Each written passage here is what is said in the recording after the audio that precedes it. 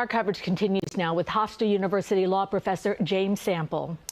Professor, it's Doug Williams here and Cindy Hsu with you. Appreciate you joining us. What did you think of the mayor's attorney, Alex Spiro, who the mayor seemingly chose to speak for him? What did you think of the response as they exited court? Well, it's good to be with both of you, Doug and Cindy. I thought it was a very aggressive, almost pugnacious approach. It had a lot of similarity to the tone that Mayor Adams took yesterday in the press conference. I thought the comment that really stuck out to me, and I'm just reading from it here, is that we expect these charges to be dismissed. You all remember the Brian Benjamin case, similar shaky theory. That case was dismissed. Same prosecutors, same theory. And here's the key part that I found rather jarring. But the spectacle of this is so exciting to them, meaning the prosecutors, that they wanted to bring another one of these cases. That is an unusually direct and personal attack on Department of Justice and SDNY prosecutors.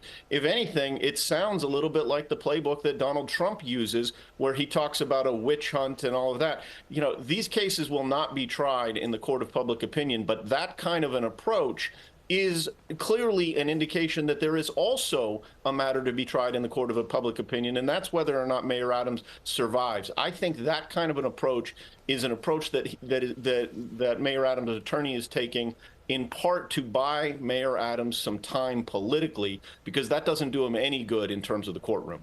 And speaking of that, the mayor says he wants to continue running the city, business as usual. How realistic do you think that is?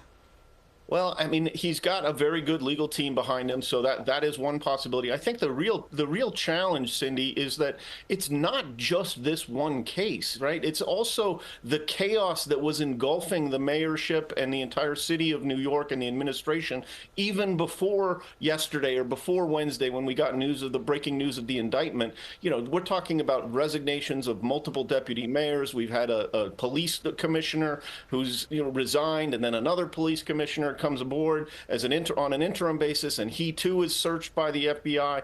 You know, this is the sort of unspooling chaos is a political problem, and it's really an administrative problem for the administration, which you think about, we use that word regularly, but the idea is you're supposed to be administering the government, and we don't have people in key positions, and the person who would hire them, I mean, if you're a very competent senior aide, the type of person who would be a candidate for one of those positions, are you likely to take a position with Mayor Adams right now? I think people might have reservations about that. Well, even beyond that, Professor, I wanted to ask you, even if Mayor Adams was a private citizen, this would take up just a potential trial. We heard the rhetoric that you were just talking about. It certainly seemed like this is just the beginning of all of it.